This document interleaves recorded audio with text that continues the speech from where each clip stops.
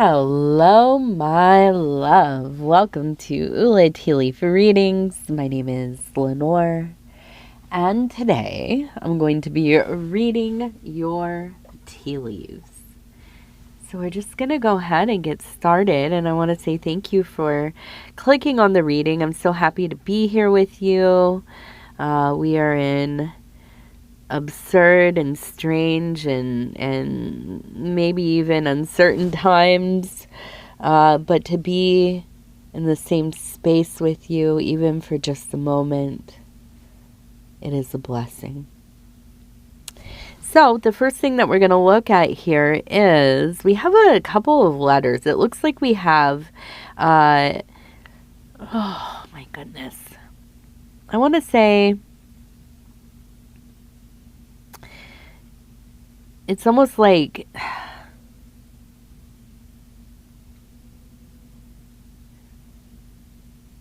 I just keep seeing hero and who, W-H-O, and then H-E-R-O.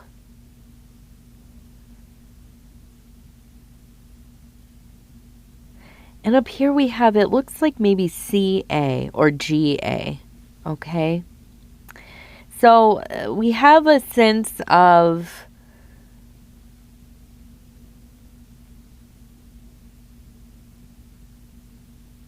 really feeling like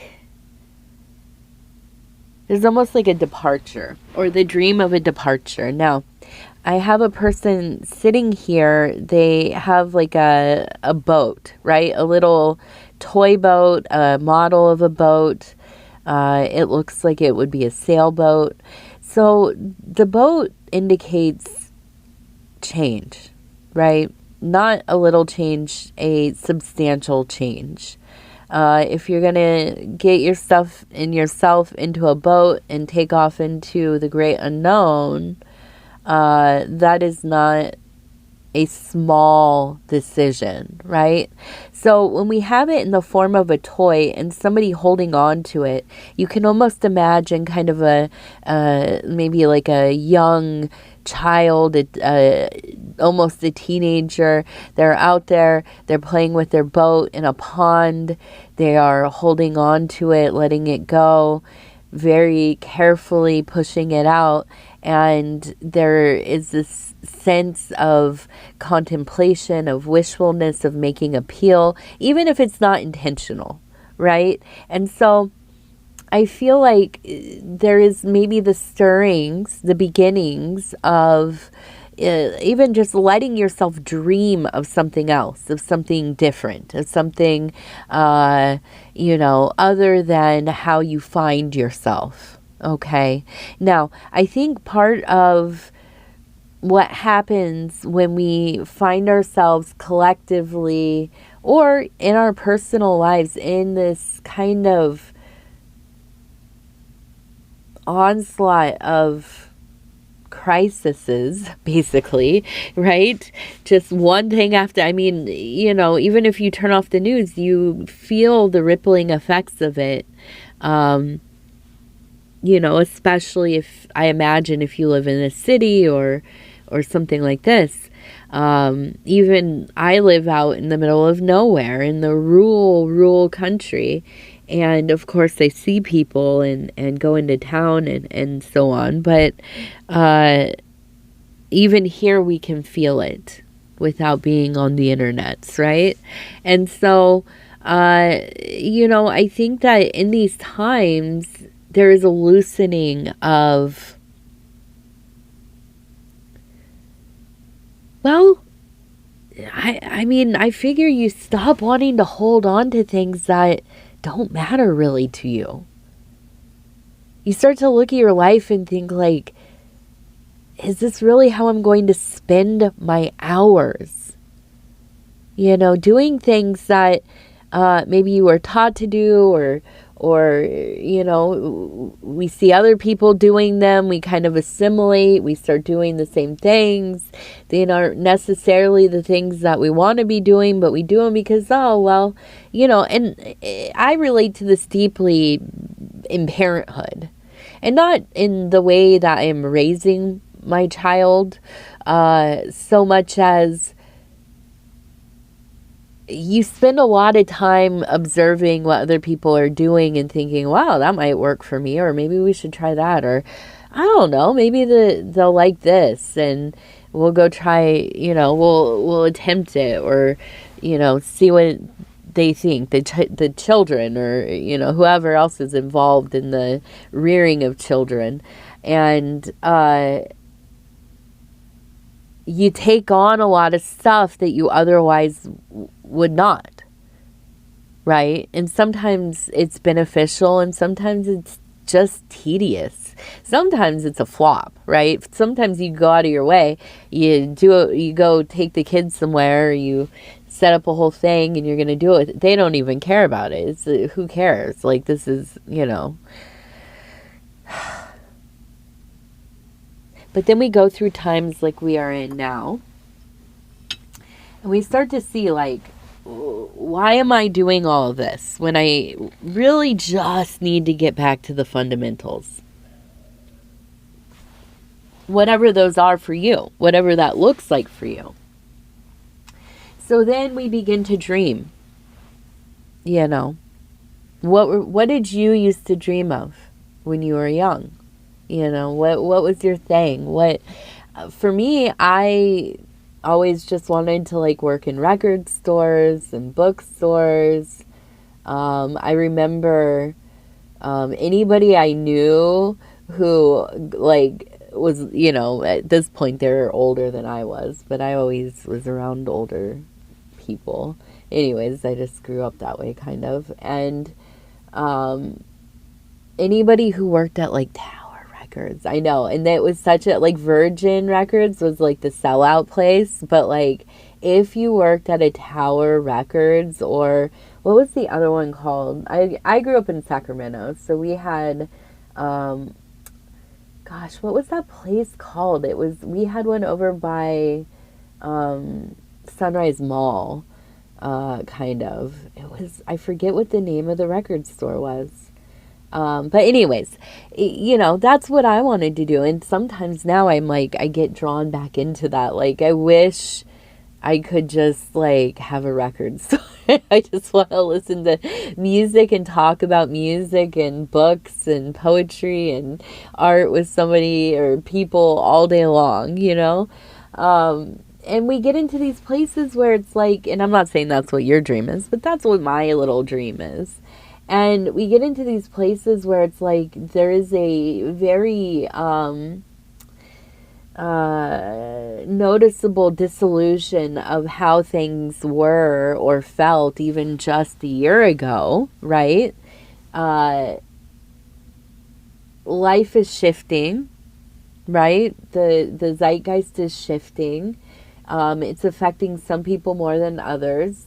But I feel like for a lot of us, it's giving us the permission to say, like, maybe it is time to, like, change my life drastically in some way, right? Maybe it is time to dream, to begin to prepare to set sail. Not just, like, kind of, I'm not saying just go quit your job, the world is ending, quit your job today. No. But to start doing the brave thing, to start saying, no, I'm not going to spend so many hours of my life doing whatever, and it's making me miserable, and it's as simple as that. And that is the biggest blessing there can be. Well, maybe not the biggest, one of them, when we start to really see, like, these are the things that are keeping me confined in my life. And I always think of, like, those videos of, like, dogs, right? They're barking at each other. One's on one side of the gate, the other's on the other side of the gate, and they're barking. And then they open the gate, and the dogs are and they just kind of stop barking, and they go off their separate ways. Yo. You know what I'm saying? Like, you start to think, like, what am I doing? So we have the number 209. Okay, right up here, 209. We also have the number 14. Okay. What am I doing, you guys? It's the end of the world. No, it's not. It's the end of whatever that world was. Now we're going to see what this next world is. Okay. So, we have the tower, like right in the middle. You can see right here. Tower. And even like a little piece of it right here. It is crumbling. Right? But I feel like collectively, this is collectively, right? And we have the WHO, if you remember from the beginning. And this, I feel like there's almost this sense of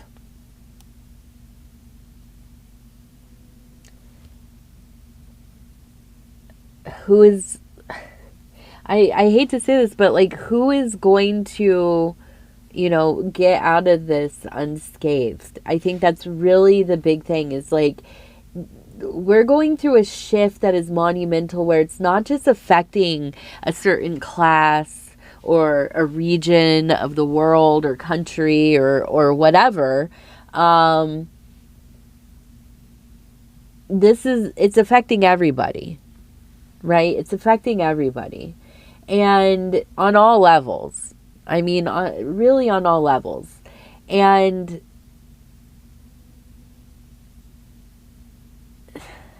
I feel like a doomer, even bringing it up constantly, because I'm encountering people who are living their lives like nothing is happening. Okay, and that's fine. Of course, you know, that's what happens when we're confronted with like these huge, unfathomable things for a lot of people. Now, I forget, and I think a lot of us forget, we've been knowing a lot of the stuff, right? We've been preparing for this shift for many years. In fact, we've been in the shift, right? We have been acutely aware of that at times. And maybe other times we begin to forget. We're enchanted by life. We're busy. We're distracted. We're not doing the work. We're families and you know, trying to do the money thing and all the stuff, right? But then, you know, times like this, yeah, people are going to really cling to the illusion, the delusion, the what they've always known, you know, all this kind of thing. And the fracturing of those who are experiencing a very noticeable change in reality, I'm just going to say in reality, versus people that are, and you can tell, just like clinging, you know what I mean? I don't know. There's an uneasiness to a lot of people who are doing the thing that they know is the normal thing to do, what we're supposed to be doing. But it's like that little tad of entropy is starting to shake the thing. Like, you know, there's a rattling. There's a little bit of a rattling. And so we see these tower moments, right? We see these like things that are just pillars of our belief about reality, about our lives, about who we are, our place in the world, what it all means, what, you know, and it comes crashing down so quickly, and not just one, just like, you know what I mean? And you can choose to like try not to notice that this is happening, or even thinking like, oh, it's still there. No, see, it's still there. It's not there. It's not there. It has crashed down, you know.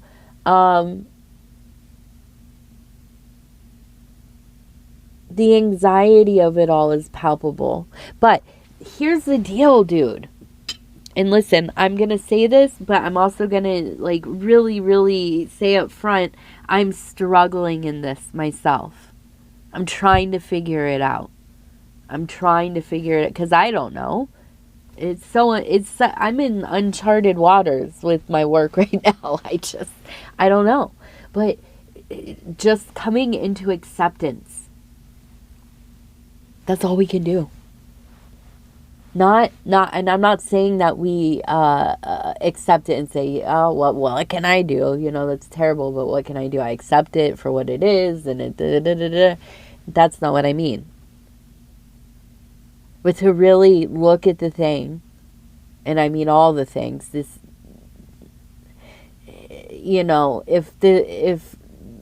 one tower moment is like one painting, this is like one of them paintings that goes on for like the whole length of a palace, right? A mural of just WTF. I mean, you know what I mean?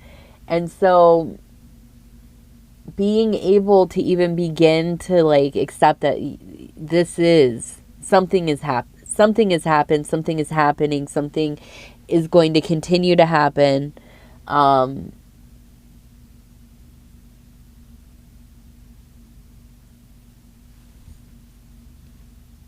And it's kind of like you have to just keep accepting, right? Not surrendering to it, not succumbing to it, but just kind of, things are not, it ain't the best. You know what I mean? It's not the best. And those tower moments are going to happen. They're going to keep happening.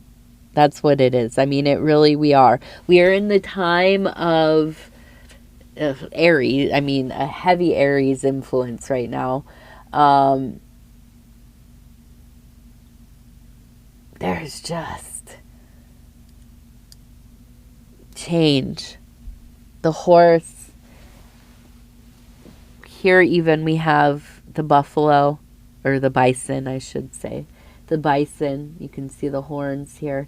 Now, this is an energy of resolve, right? This is an energy of being protective, of keeping after your own, staying close to home base, okay? Fortifying your life, making sure that you have plans and understandings with those you love, okay? But also making our lives smaller. I mean, really, that's the biggest thing as well. We accept what is going on in the world as it is. And it is so fastly evolving with technology and the science that the technology is doing. Our understandings of the universe are rapidly shifting constantly. Socially things are shifting. Economically, I mean, just like on all levels, everything is changing, if you choose to look at it or not. Now, we also have the Fool right here. Okay, so this is also the energy that, really does kind of get us in and through, right? Where we needed that kind of devil energy to set this off, the rebel, the revolutionary, the kind of not only seeing what's up, but saying what's up, right? That's what the devil energy is. Now, the Fool is the one that is going to get us through, right? Because the Fool is not going to take anything personally. The Fool knows, like, yo, these grounds are uneven now. Like, this is unstable. There is a shift. The earth is, in its transition. I don't know how to say it. Like, it is like a a quickening. There's a quickening happening. Okay. And so when this kind of energy really like comes into its potency as it is, when we tie ourselves to so many things, identity markers, or, oh, I belong to this or that, or this institution, this beliefs, or this, it all becomes very complex and messy. Now, we go through this kind of simplification, right? We have very distinct priorities when the world becomes this chaotic, okay? A blessing in the troubles, right? A blessing in the troubles, because we can narrow down. It's easier to do the inventory. It's easier to say, like, no, I just really don't need to be doing any of that. Like, who has time for any, you know what I mean? Like, it is very, a very primal kind of cleansing that happens, okay? So, I see that happening, and having that full energy gets you through that because you're not covetous of everything. Okay, you're kind of just like existing on the vibes, right? You're happy to get through the day. This is like when you get into that energy, like something happens in your life, and then all of a sudden you're like, man, I'm really thankful I just like, you know, got home from work safely, like driving. Like I feel really blessed that I have, you know, something to eat tonight, you know, and that might sound like, okay, well, you know, we're struggling. So,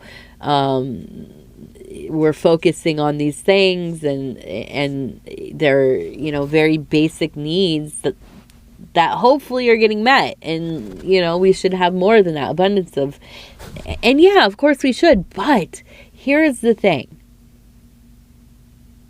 When stuff gets sketchy in life, and I'm saying this as somebody who has like lived in crisis most of my life, right? I have the nervous system to prove it. But when things get rough, dude, you just like, you lock in or you don't, you know?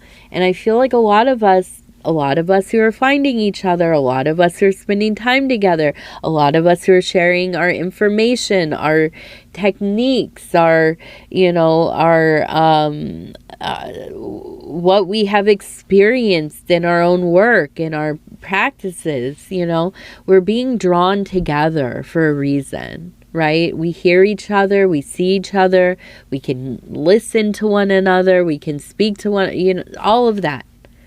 Okay, so even though, you know, and I don't want to make light of anybody's situation because, you know, we're all going through it. Believe that, we're all going through it. But there are blessings in it.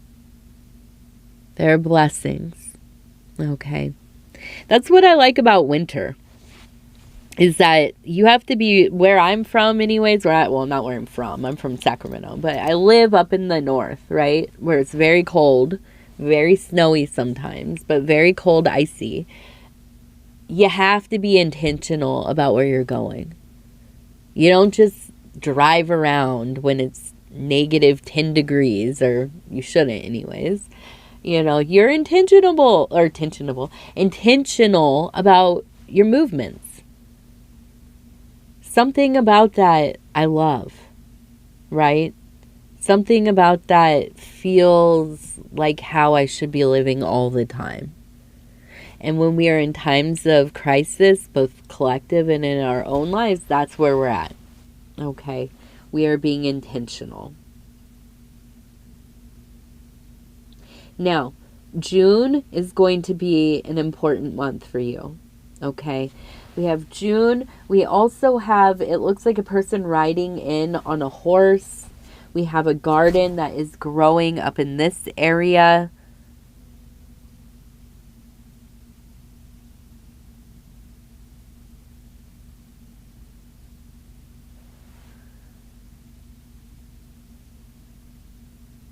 So then we also have, it looks like we have the snake, we have the star.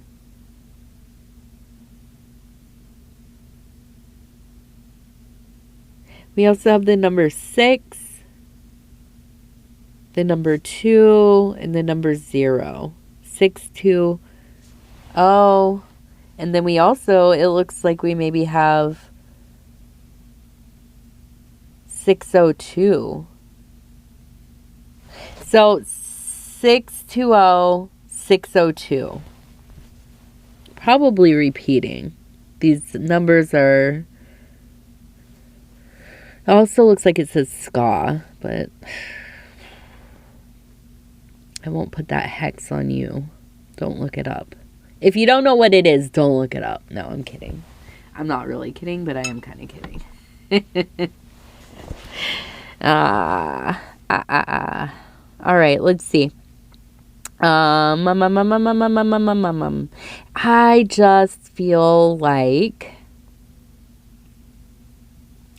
just feel like you have this, like, you want to be the self-sufficient person, right? You want to do that off-grid thing. Maybe you're partly there.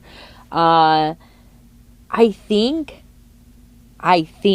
what is going to be the biggest kind of resorting here is the instinct to go hermit mode. But the reality is that you're going to have to be more interconnected with people who are wanting to live similarly to you. I think basically because of resources. I think that's the big thing. You're going to have to, like, get back to a place where you're more comfortable being part of a community. I think that's the big blockage. And I think it is for a lot of us, right? A lot of us.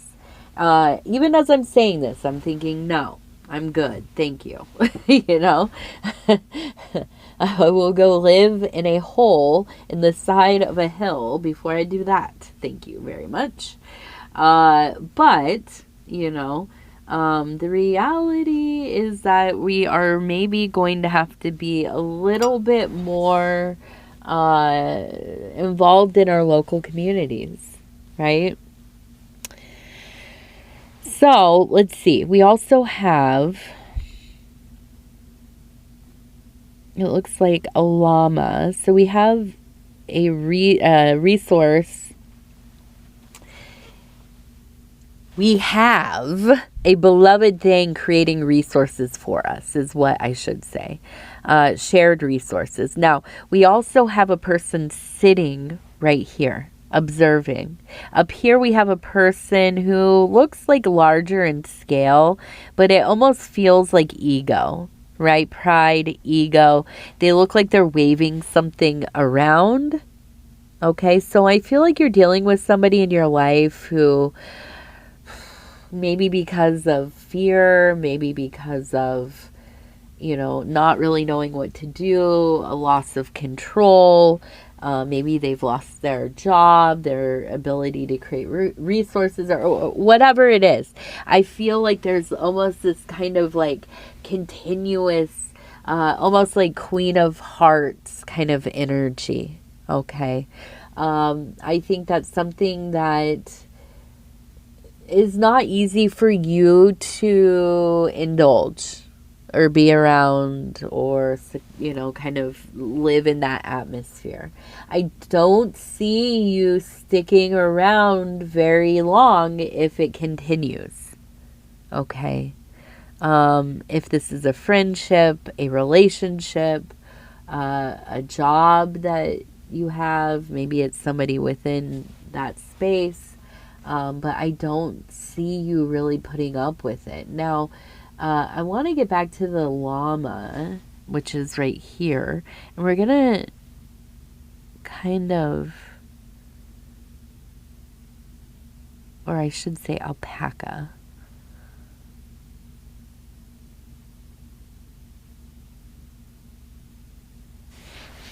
So we have... We have 1, 2, 3, 4, 5 stations. We have again the Fool dancing, the arm, the head. We have the temple, kind of seen almost in the honey or the beehive motif. Up here we have a face. It looks disembodied, kind of looking upon. We also have a face over here, the smiley face. This one looks more kind of like a witness watching, maybe kind of stone-faced a little bit. We have the moon, and we have the 8. So I feel like there is a vacillation between these kinds of like cycling through the fears, the anxieties, the almost I'm thinking of there is this practice of meditating on kind of the mortification process, or the process of dissolution of the body, the actual body, right? As the body putrefies. And one will sit and meditate on your own leaving of the corporeal and the process of that body going through it's processes. So I'm looking at this and it almost kind of feels like this like cyclic letting go of some of the stuff that you've been carrying, and you're looking at it and it still hurts and it still is frustrating and it still is, at times it feels like blockages, but also in comparison to what you are facing, what you're looking at, what the world is, what is all kind of rushing over you, it's almost as if you're being absolved of these worries any longer. They don't seem that important anymore. And we are left, right, at the threshold of that place where we hold the thing, the Amarit, right? The holy substance, the great sustenance, and we dance before it like the Fool, right? That's the only way in. The only way in, the only way out is dancing on through it, right? The 0, to become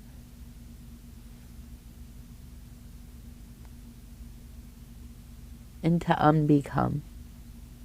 And it doesn't matter what's in between. So that's the key, right? And I see you getting there. What does that mean in a practical sense? Yeah, you will continue to receive pertinent symbols, right? Through probably vision, I'm guessing in waking life. Maybe you're very creative in this last bit of time. You've been seeing things, you've been feeling things, you've been, just robust with this energetic force. And so now you're dreaming, right? You're dreaming, you're beginning to enact, you are deploying. And babe, it's gonna work. It's all work. I mean, it's almost instantaneous in some of these things, And so, I would just like to tell you that I love you. I love you. I love you. And I adore you. I've always adored you. I will always adore you. I am so happy that we are home again, and it's time to get back to work. We'll talk soon.